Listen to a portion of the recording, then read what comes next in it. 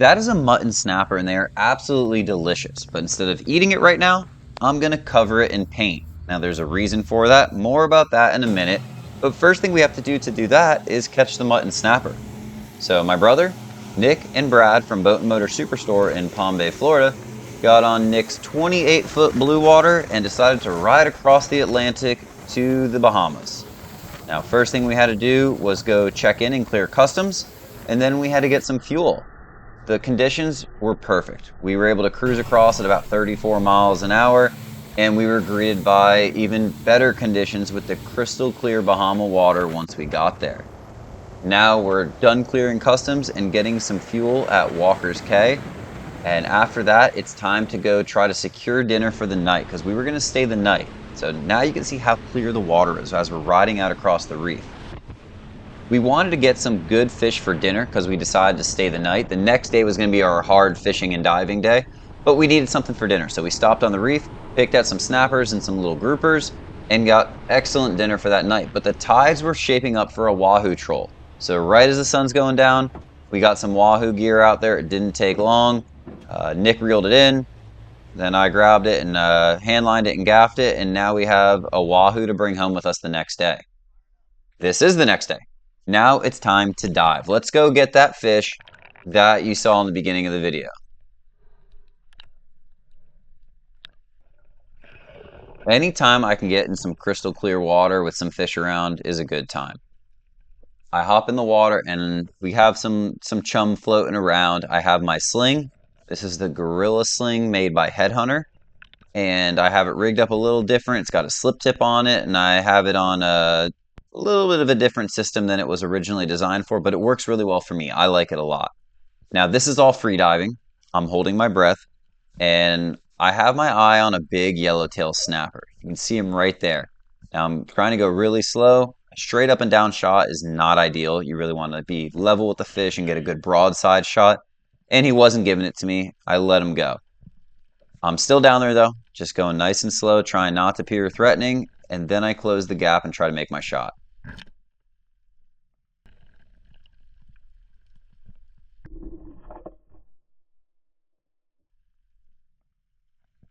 I couldn't believe I actually got it. There's a lot of times when you let go of the spear, you know you got a good shot. When I let go of this, I was like, I might get lucky and get it, and I got lucky. It was that fish's time to go. He was not meant to swim any longer than this dive. Yellowtail are really good to eat fish, and this one was going to come home with us. Holy crap.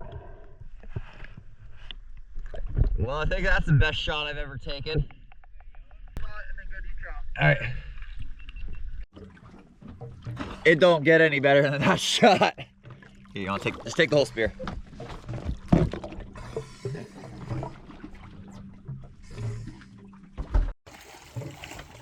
Say action. You have to say action. Action. That is probably... Action. Why do you wait till I start talking? That's probably the best shot I have ever taken.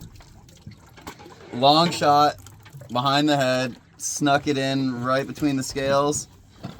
Slip tip never came off. Just hit him with the El Rolo mud dart shot. And then here's one. Brad did it the more efficient way. This oh is my for, gosh. I guess the slip tip would have engaged. This is for Blue, For Blue. my grandson. You can't beat him. Sorry, Blue. Next time. Oh my god, you think he was eating your chum? Nick! You look at it. Look inside this thing's mouth. Did you stop it? Oh my god. Keep it going. Tell him that. Go in the sun. There you go. There you go. Hold him. He's got a mouthful of chummies and spear. Straighten it out. Mouthful of chummies and slip tip.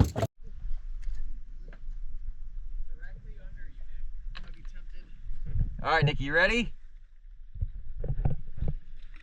Look straight down, right under you. The water was so clean and clear that my brother spotted this fish from the boat. This is probably the most iconic fish of the Bahamas. This is the hogfish. It's a really good eating fish and a really easy fish to hunt, usually. The big ones get this big dark snout on the front. That's a big male hogfish. I would guess around 12 pounds or so, and it was really friendly. I could have shot this one over and over and over again, but we were going home this evening and hogfish is closed in Florida, so I decided not to shoot it. We would have had to either eat it there or sneak it back in, and we weren't doing that. Let it go, a beautiful trophy hogfish. Let him go, he kept swimming, and now I'm going to drop down and shoot something. So I got the same spear as before, the sling, which is kind of like an underwater slingshot. And in the center of the screen, there's like that little cave. I saw a fish kind of tuck up under there, and I thought I knew what it was. And when I got closer, I could see it's another really good eating fish. This is a grouper. It's called a strawberry grouper. He's hiding in his little hole there, but the sling will do its job. I hit him with the sling, and instead of trying to pull him through, I just pushed him the rest of the way through and would secure him. Now, those two fish that I've shot so far, they're really good eating fish. I'm not always out there trying to get giant trophies. I'm wanting to get some good fish to bring home. I know my brother and Brad and Nick all wanted some fish to eat when we got home. So I was shooting kind of anything that looked like it would be good to eat. After spearing the fish and pulling it up, I hit it with my dive knife. I use that sword dive knife. Kills the fish faster, more humane kill, safer for the people in the boat, safer for me. Now the fish of the beginning of the video. This is that mutton snapper, and let's see how long it takes you to spot it, because I already see it. I found it from the surface, and I wanted to make my way down there and get a good shot on it. So I'm going slow, and we're going to just let this clip play out for you, and you can enjoy the sounds of the underwater Bahamian life.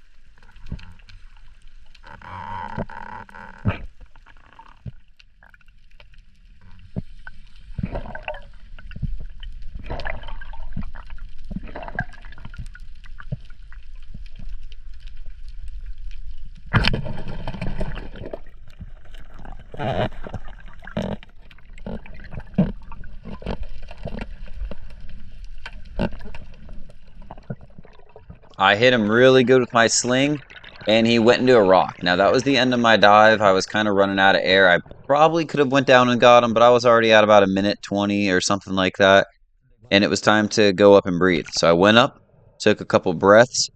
Big amberjack came in checking him out. We've seen that amberjack a couple times before that, and we just didn't want amberjack, really. But he's in the rocks, and I need to get back down there and get that fish before sharks come in, and sharks get the fish.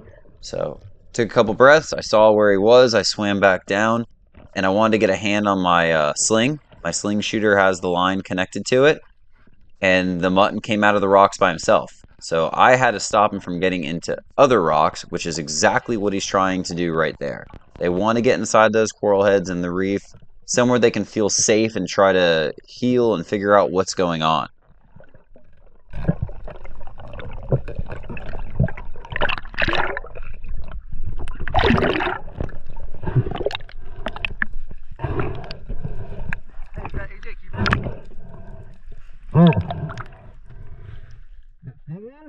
Just as I did before, I got my hands on the fish, got the dive knife out again, and brained it. Now, if you're looking to do any kind of spearfishing, check out Florida Freedivers. That's where I get all my gear. They got you covered on everything from fins, guns, slings, knives, gloves, wetsuits, everything you could possibly need to spearfish. Check out Florida Freedivers. Now, I got this mutton secure. Now we're going to show you why I'm putting paint on this fish, and even though it sounds stupid and crazy, it's not. So, let's get the fish back in the boat. We loaded up the boat with a bunch of other fish, bring home, and then it was time to make the ride back across the pond to good old Florida. Hey, Nick. Nick. Here, come back here. Woo.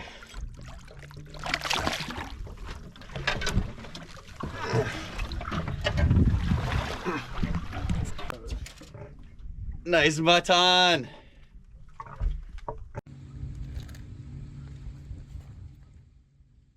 Now we're right where the video started, except this time it's coming with an explanation. So this is a fish rub.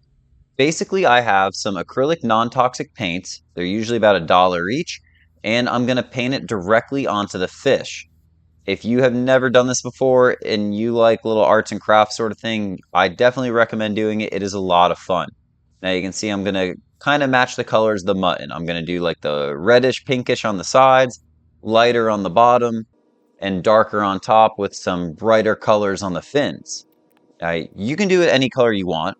The traditional method usually uses ink, a black ink, and rice paper. But I'm doing it with a cotton fabric and acrylic paints. If you do want to try this, there's a couple little tips I could give you. First off, dry the fish off really good, and you can get rid of the slime on the fish by using something like lemon juice. It just kind of gets rid of the slime and makes the scales really pop. The scales and the fins and the tail are what usually gives you the kind of the best looking pattern. Also, wind is not your friend, and really hot sunny days are not your friend, causing the paint to dry faster. Now, once you get it to the point where you're happy with it, it's time to do the print. I put in a little bit of detail in there, but you can come back afterwards and do a lot more detail with a brush at the end. So now I got it all laid up. I'm putting my fabric on top of it, and I'm just going to start pressing on it. I press in the center and work my way out from there. Again, this is just the way I've done it. I'm not saying it's the right way, but it's what I do. I've done several of them. I have fun doing it, and I'll probably continue to do it. So this is a really cool way to kind of get a trophy or an exact size replica of the fish. You can't fake it. I mean, if that's a 26-inch mutton or 25-inch mutton, you know it's that size because you can measure the print. I mean, it might not be perfect, but it's going to be within half an inch or so. And then the best part, once you're all done, you pull your print off, you can have a look at that, and there's still no wasted fish. It's non-toxic acrylic paint. Spray it off with the hose, fillet your fish, and enjoy yourself a nice fish dinner.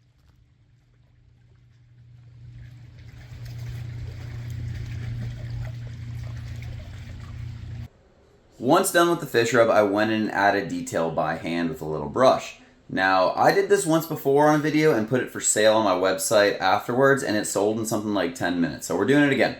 Putting it up there, one mutton snapper from the Bahamas to Florida. Link in the description if you want to buy it. After adding the detail in with the brush, I then made a little frame for it so it can be hung up. It's by no means a professional frame. I'm not a framer, but I think it looks pretty cool. We'll show that to you, how it came out with the detail in my little frame. I stapled it straight to the frame. No glass or anything in front of it. I like the real simple look with the simple fish rub. It's all very simple. Thanks a lot for watching. Get out there, try it yourself, and I will see you in the next video. Oh, that's it.